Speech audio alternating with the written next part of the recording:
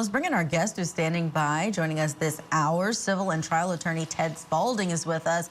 Ted, have you seen anything like that many people outside of a courthouse? And do you think that that should have played into the question of whether or not this jury should be sequestered? They are not. Yeah, I mean, the answer is yes to both. What this immediately reminds me of is back in the day, O.J. Simpson. Remember all the people outside the courthouse watching, waiting to hear what the verdict was going to be. It has a little bit of that to it. And of course, a lot of it is because of the evidence that has been presented. I mean, this case is massive drama. And so probably what you're having is the jurors are going through exactly what we see with the public. We have a divided public, as the reporting was just saying. So it's going to be really interesting being on day 3. And the answer is yes to your other question, sequestering the jurors. Certainly a concern probably for both the prosecution and the defense. If they're able to leave, what are they hearing? Are people giving them information that they should not be considering? It's definitely a concern. 12 hours, 15 minutes. Ted, at what point are you as a defense attorney thinking, okay, there is disagreement there in that room? It's not just going over the 31 days of testimony, not just sort of mulling over and absorbing. It's someone's not agreeing. Yeah, I think that thought is happening right now. 3 days in, with the evidence that has come out, obviously they had a lot of stuff to work with to try to create reasonable doubt, certainly surrounding the highest charge, which would put her in prison for life. So I think right now both sides, prosecution and defense, are thinking, oh boy, so we got some holdouts, one side or the other. That's always what you're wondering. Is it most wanted to acquit and a few holdouts wanting to convict? Is it the opposite? And so now you're wondering, are they looking at those lesser included charges? And that's the great debate that might be happening right now. So yes, you've got to be thinking that, including the defendant, that, okay, at this point, it's sounding like we've got jurors who are not agreeing with each other. That's good for the defendant most times. Now, Ted, I know you have done cases involving pedestrians who were injured, killed, where there's accident reconstruction. You've seen how those cases play out, and that's at issue here in this case. But we're seeing all those people outside of the courthouse. It's growing. People online are getting more and more interested in this case. What do you think is the reason they are so interested in a case like this? What's standing out to you about it that you think may be just driving people to want to know what the outcome will be?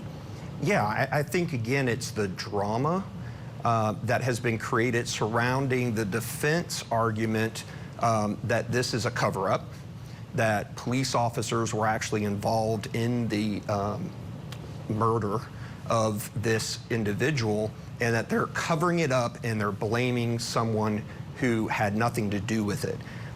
That kind of hits every movie that people watch, and when people are watching this kind of drama and they have that in their background and they're thinking about that, I think that's what brings heightened interest to cases like this. And anytime you have that, you're going to have, big thoughts on both sides, and those people do end up showing up, like we saw with these 400+ people yesterday.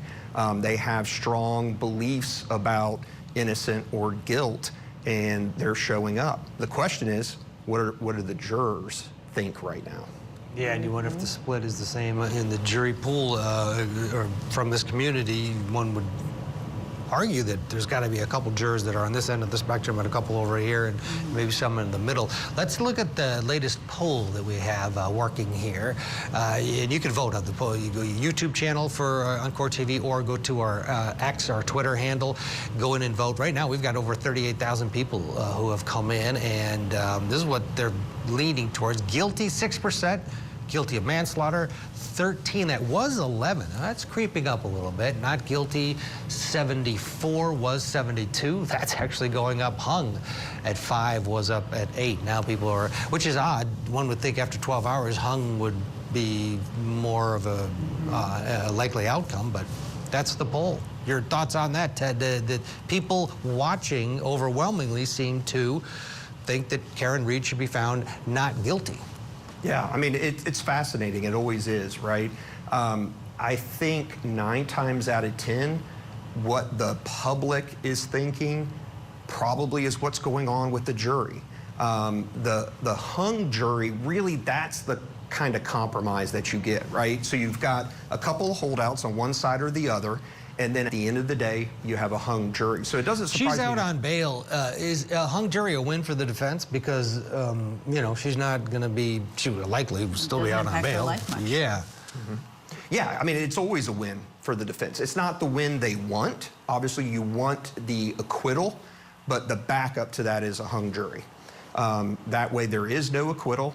She gets to go free, and then the pressure is on the prosecution. Are they going to retry the case? In talking about a hung jury, I'm thinking about the other people whose lives are being held in the balance, Ted. And we're talking about the O'Keefe family. They've been in the courtroom every day of this trial, waiting for justice for their loved one, and that doesn't give them an answer at all, one way or the other. I'm thinking about the other people who have been implicated by this defense. They haven't been charged, but what would that look like, particularly for those other people, the people in the Albert House, the Jennifer McCabe, this testimony that we've seen come in? What happens there if this is a mistrial, just in your opinion? Yeah, I mean, it's always gut-wrenching for the family of the victim. I have not heard, so I don't know what is out there from them on their thoughts on innocence or guilt of... They think she's guilty. They're there every day staring her down. There you go. So obviously, really gut-wrenching if you have an acquittal or a hung jury for the family. What would be interesting is, yeah, if you have a hung jury, you've got these theories out there of other people that may be involved.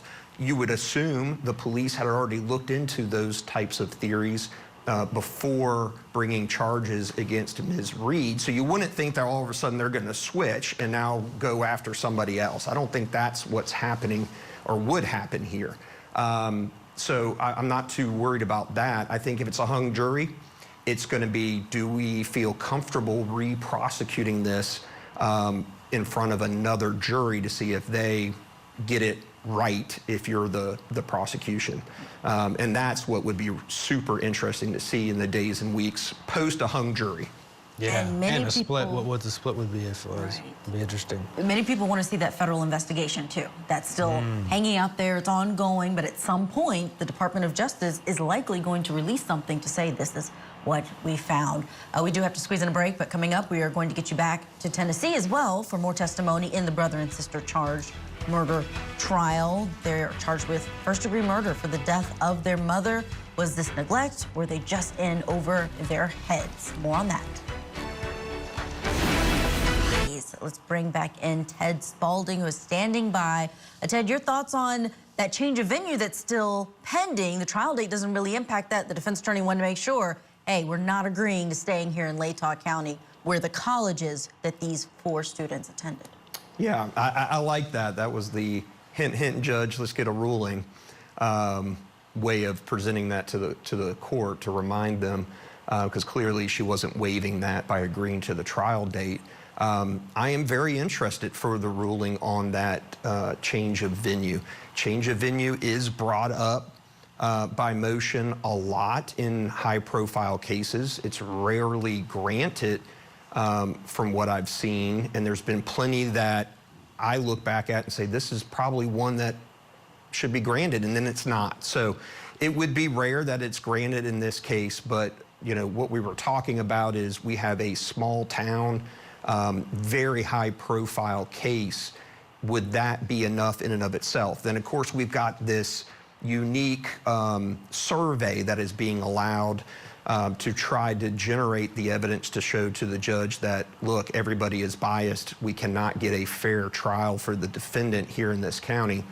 Thought that was a very interesting strategy for the defense, as it's been reported on, because you're always worried, are you biasing the jury against your own client if you don't win the motion and the people that got this survey are now on your jury.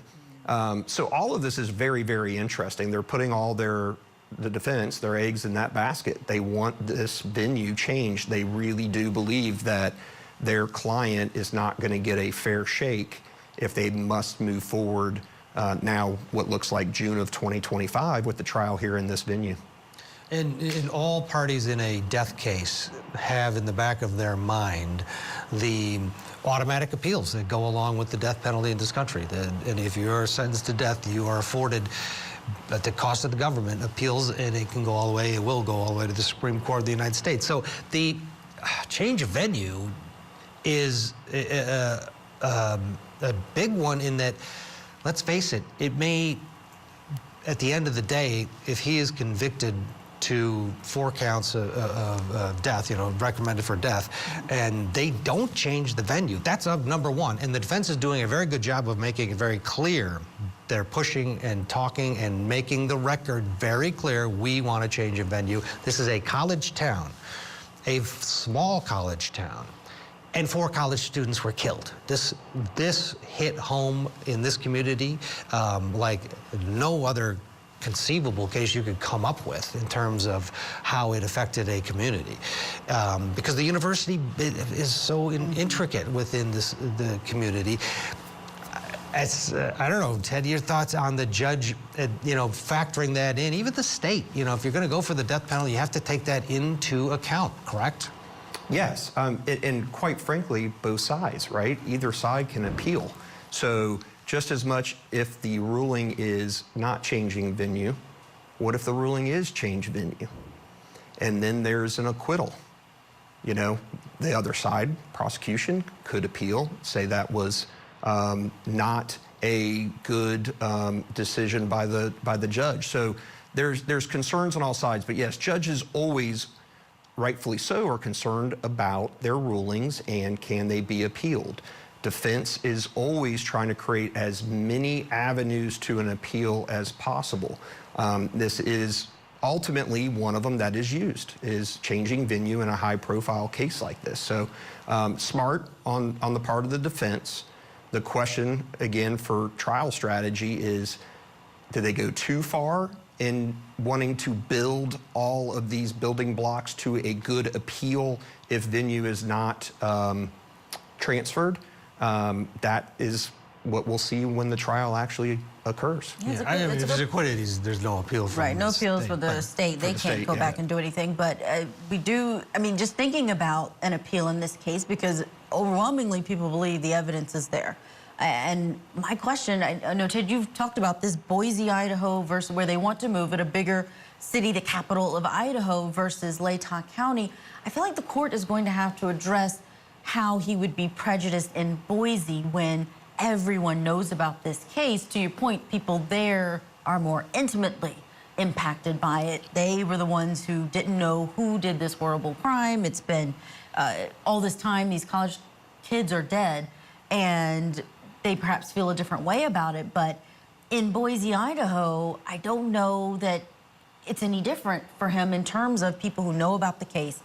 I think there's more that the defense would have to show, that there's a safety issue or something about staying in Latah County, especially in the summer when there's going to be perhaps some more room in this college town because kids will be on summer break.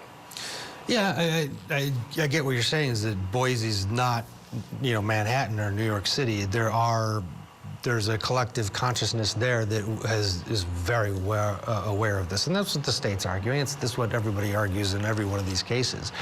But the jury pool is 10 times, 20 times of what it is. This is why the Daybell case was moved to Boise for the same reason. You know, Chad Daybell is sentenced to death, and guess what? Change of venue is not going to be part of his appeal because they changed the venue. It's a pain in the butt. It costs a lot of money for local taxpayers. But it takes that away, and at the end of the day, if you want a death sentence against somebody and you want it to stand up, change of venue is a big one, especially in a huge case like this. And this is 10 times bigger than Daybell, right? I mean, for sure. For sure. When we talk about the country and their attention on this, I'm not sure about the impact to that local area because everyone was looking for the kids in the Daybell case, so many people knew about it there as well. But We're, of course, going to continue to follow every development out of that Latah County, Idaho case. We will, of course, keep an eye on the change of venue when the judge makes the decision on that. But meanwhile, we are in a verdict watch in Karen Reed's case there in Massachusetts. And we're going to get you back to testimony in Tennessee in the trial for the brother and sister who are accused in the death of their mother. Stay with us. You're watching Court TV Live. Okay, we're going to get a break, but if you look at the deliberations clock, it's just hit 13 hours. Ted Spaulding, final word on Karen Reed. What does 13 hours tell you? What do you think? Nothing's changed. I think, again, at best, in my opinion, they're debating between charges. What lesser included ones, there's probably a holdout or two, would be the thought process. But anything can happen. It still could be a full guilty verdict. It could be an acquittal. So it's going to be really interesting. There are many options for this jury. We will see if after 2:10 we hear something more from them during this blackout time they've had for the lunch break.